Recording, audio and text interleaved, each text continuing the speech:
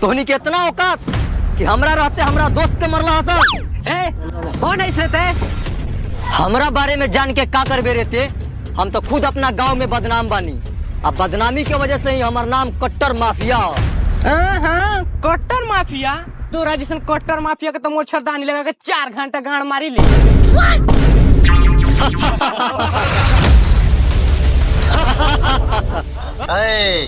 अब हमार सुना सन, हमार दोस्त तोनी जैसन गुंडा के गाड़ में छाता लगा के खोल देवेला।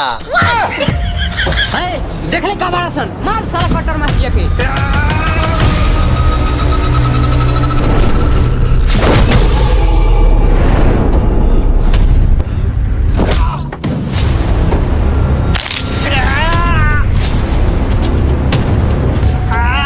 ना ना, एक कटर माफिया रहुआ तो इना हाथ पुरिए तो हम कुछो ना बोली हां। लातरा हाथ मत पुरी ना तो हक के गाड़ धोए में दिक्कत होई।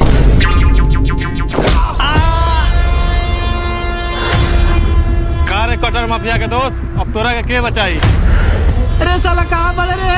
आके हमरे के बचावी बंदूक मिले ने बड़ा सन। छोड़ दो दोस्त, मार।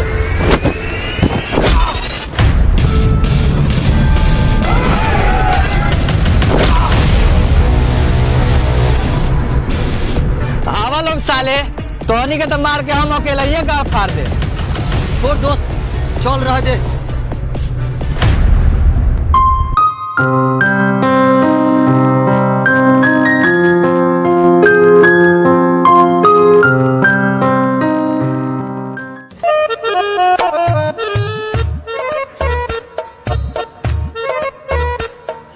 पहली मालिक चाय। ये को चाय तुका मालिक चाय खत्म हो गल लख, एके गो चाय बाचे लख।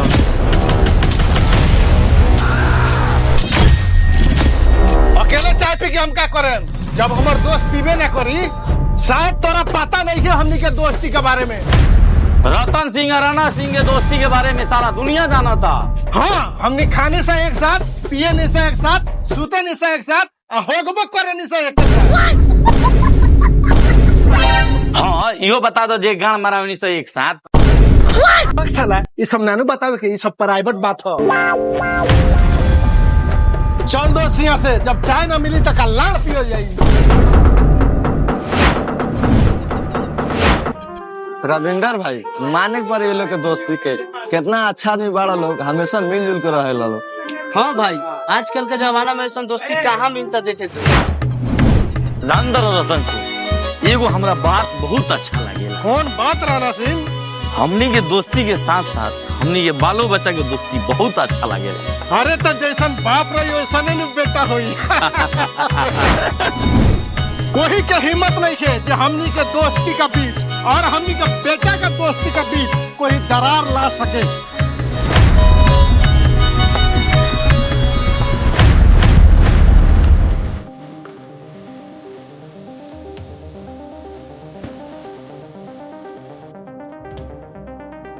भाई इतना अच्छा दोस्ती भाई लोग आपस में बैठ के पूजा खाता है। हाँ, तो गार्जियन के देख के नु बेटा सिखेला। चाहे अब कुछ हो जाए दोस्त, लेकिन अब हमनी के दोस्ती नहीं के टूटे वाला।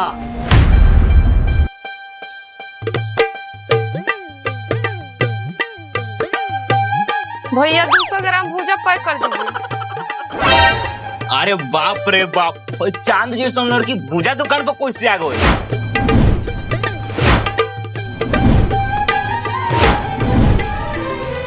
तुझे देखा तो ये जाना सनम, प्यार होता है दीवाना सनम। कि चांद जैसन रूपवा तुहार दिल हमार ले गइल। दारू के साथ चीखना ना हो तो पीना बेकार है, और जिंदगी में किसी से प्यार ना हो तो जीना बेकार है। आए थे भूजा खाने तो भूजा बेकार हो गया। दिन में देखे चांद का टुकड़ा तो एक कट्टर माफिया को तुमसे प्यार हो गया। आए कट्टर माफिया को नहीं, मुझे प्यार हो गया। देख दोस्त, वो लड़की पहला नजर में हमरा के देख ले दिया। अब हम अपना पापा से कह के हम वही लड़की से शादी करें। कटहर बा पेड़ पर तले ओठ में तेल लगावे लगलो। अरे प्यार तो हमरा हो गल बा जब से ओकरा के पहला नजर में देख ले बानी। देख दोस्त, पहले हमरा उ लड़की से प्यार भइल बा, यही से उ लड़की अब हमार भइल। अरे ज्यादा मत बोल दोस्त, पहले हमरा ओकरा से प्यार भइल बा। देख दोस्त, ज्यादा लबर लबर मत बोल, ना तो दोस्ती के दुश्मनी में बदले में तनको टाइम ना लगी। वे लाड़ से दोस्ती दुश्मनी में बदल जाता, हमरा उसे गम नहीं के, लेकिन वो लड़की के हम ये पाके रहे। ये तो हमारे नाम है कट्टर माफिया, ज्यादा टाइम ना लगी हाथ उठावे में। अच्छा, तो तू लड़की के चक्कर में हमरा पर हाथ उठेबे? हाँ तो ये में कौन बड़का बात बा, यही हाथ से कई को कत्ल कर देले बानी, तो तू कौन है? अच्छा, तो तोर इतना हिम्मत जे हमरा पर हाथ उठेबे, तो तनी उठा के दिखाओ तो।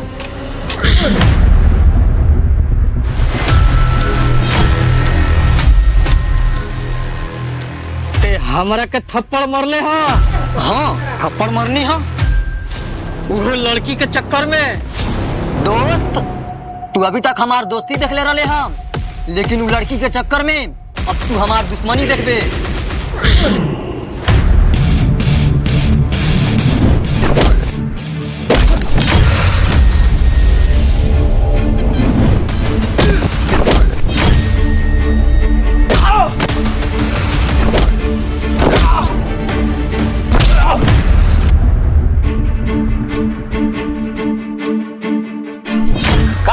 ऐसा नहीं कहो प्रकाश।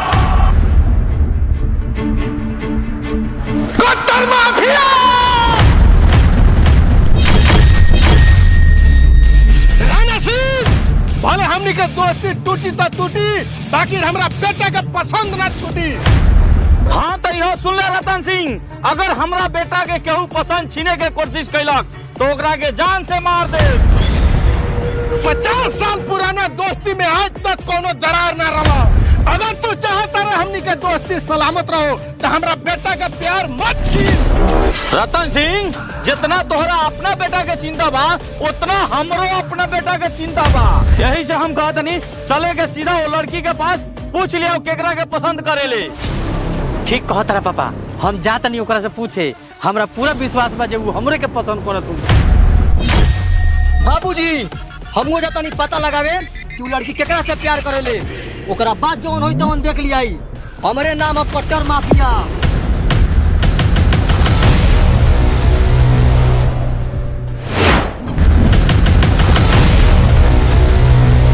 हम है छोटे मोटे झगड़े को बड़ा करने वाला टुनटुन्ना, और हम है एक सलाई से पूरा घर को जलाने वाला एक सुखल मुन्ना। तो आप लोग देखते रहिए, हम लोग का बहुत जल्द एंट्री होने वाला है। चाहे कुछ हो जाओ, बहनचोद दो लड़की से प्यार हम ही करें। प्रणाम गुरुजी। प्रणाम गुरुजी। अरे टुनटुना तू? हाँ गुरुजी, हम है आज से राउर 5 साल पुरान का दोस्त टुनटुन्ना। हाँ बोल, का हो? हम तो तोरा को वही दिन बेला देले बानी। हाँ गुरुजी, हमरा याद बा, रहू अपना अच्छा दोस्त खातिर हमरा के लात मार के बेलगा देले रही। लेकिन आज देखी कहाँ गलू सरवर और अच्छा दोस्त, दे लपनू धोखा। बात तत्ते सही कहता रे। और देखो जाए, वो लड़की के चक्कर में रहुआ के मार भी सकता। केहू के हिम्मत नहीं है जे कट्टर माफिया के हाथ लगा दी। तो देख ले का बानी, हईली हथियार, अगर बात एने ओने होई तो मार दम साले के गोली।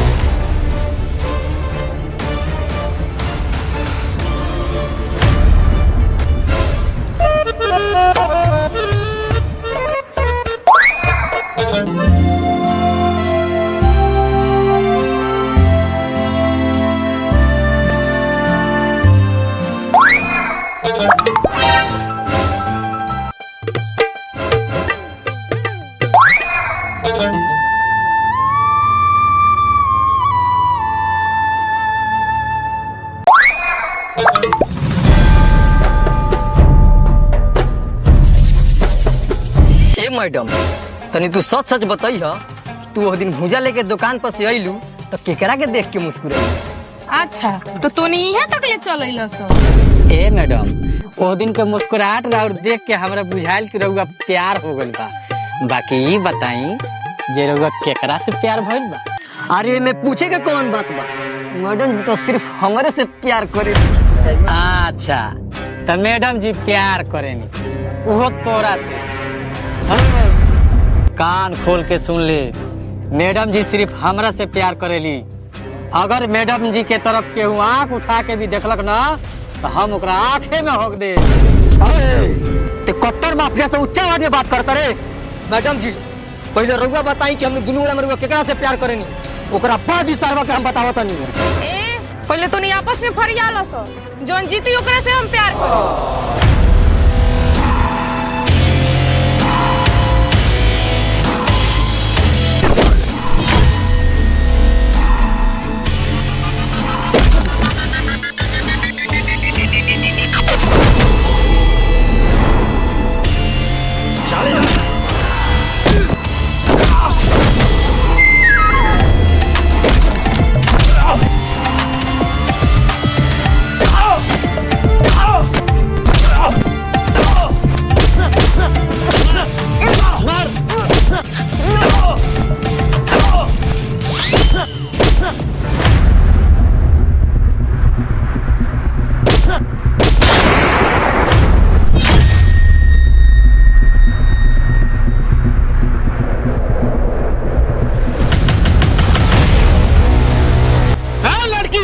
पानी पी के साफ साफ बताओ तू कहने से प्यार कर रही।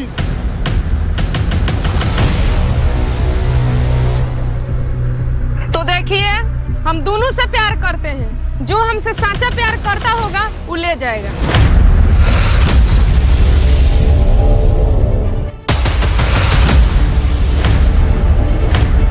राणा सिंह समझा ले अपना बेटा के कि हमरा बेटा का पसंद पापन हाथ ना डाले, न तो हथियार तेरा माथा के सिंगार बन जाई। रतन सिंह अगर दोस्ती दुश्मनी में बदल गई बा तो हम अपना बेटा खातिर केहू के जान ले भी सकता नहीं।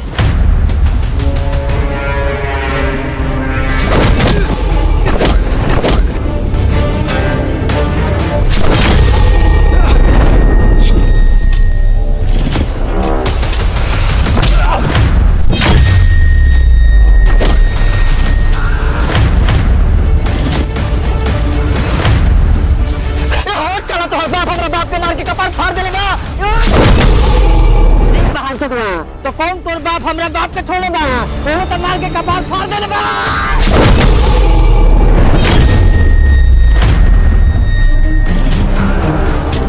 अरे जल्दी जल्दी फरी आइए।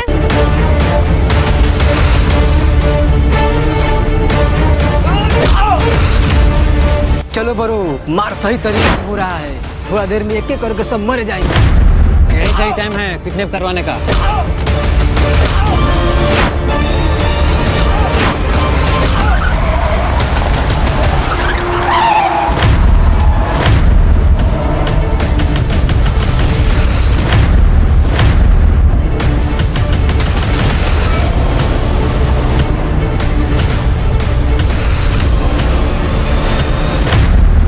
आपस में लाल वाले ले पड़ा लोग, वो हेमंत सिंह का आदमी लड़की लेकर भाग गए।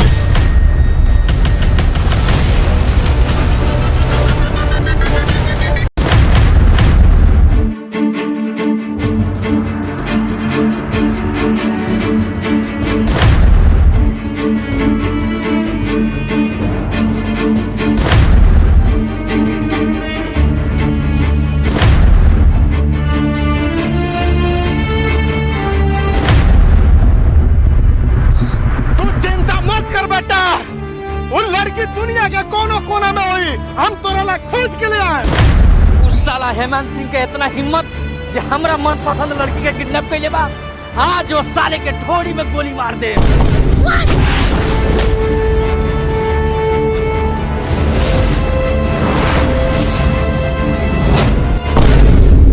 घरे बाहर चोदवा तोनी कौन हो सन आ काहेला दोनों तरह सन तोनियो लड़की के फसले बड़ा सकारे वारे बहन चोदाउनु लबर लबर बोलला त हमर बेटी नहीं हिया। बेटी हिया? अरे सारवा साहब हमार बेटी हिया।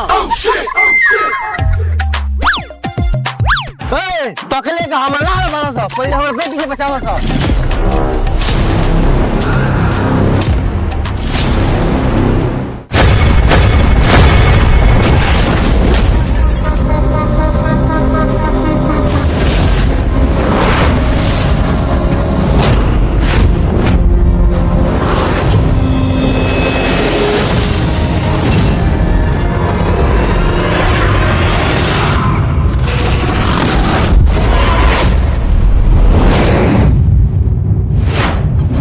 कारे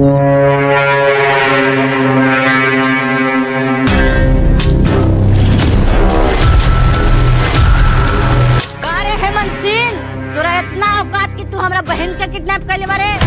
अच्छा तो तोनी बचावे आने बारह सन लड़की के। का रे साला मऊगा, तोरा दुश्मनी रहला त हमरा से फरियाई थी, हमरा बेटी के काहे हाथ लगेले रे माधर जात? है ना, सुन ना हेमंत सिंह, चुपचाप हमरा बहन के छोड़ दे, ना तो हम ही है मोतिहारी जिला के, मारे में हाथ हिला के तब भगवा बहान जुदौ चिल्ला के।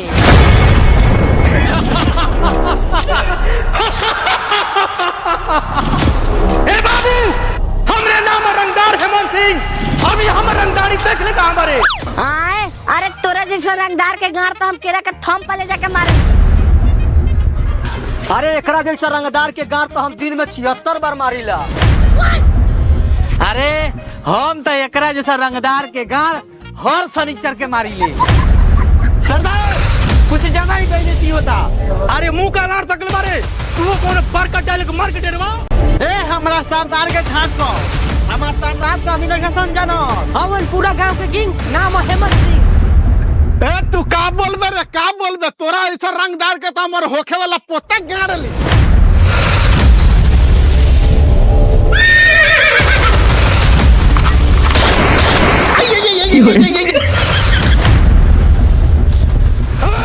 ये लड़की ना तोहार होई और ना तोहार होई, ये लड़की अब सिर्फ हमार होई, काहे कि एकरा से हमरा प्यार हो गइल बा। ए हरामजादा, दम बा तो मार दे जैसे फरिया, बंदूक देखा के मौगा नहीं हर काटे रहो।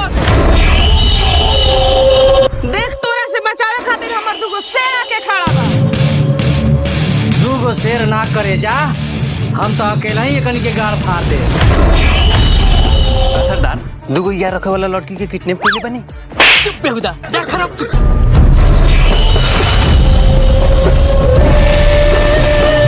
ए छुंदिया, तोरा जमाने के टारी तोर दुने यार ना। ए मऊगा साला सा, खड़ा होके मुंह का देखले वाला सा, पहले जाके हमरा बेटी की जान बचावा सा। ए हमार प्यार के आसी, जे हमरा के पहले बचा ली, हम ओकरे साथे रहे।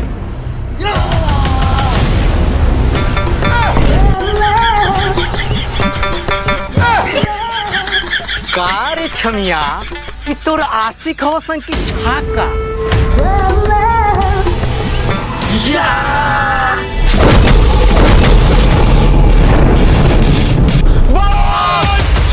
साला मुंह का देखले बार सब मारे साला गए।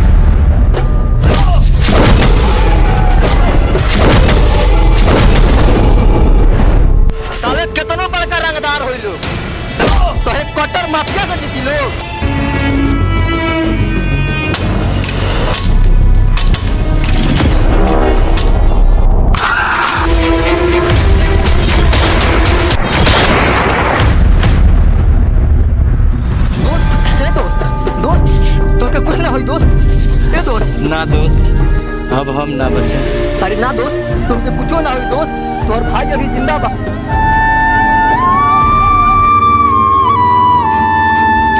ए जी रोवा उठी ना, रोवा कुछो ना होई, हम रोवे से शादी करे। ना, शायद हमारा जिंदगी में तोहर साथ ना लिखल रहा। अच्छा कोनो बात नहीं है, हम मर जाए तो का हो जाए।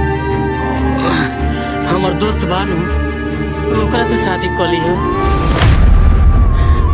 बोला दोस्त, तोहनी एक दूसरे से शादी करबन हो।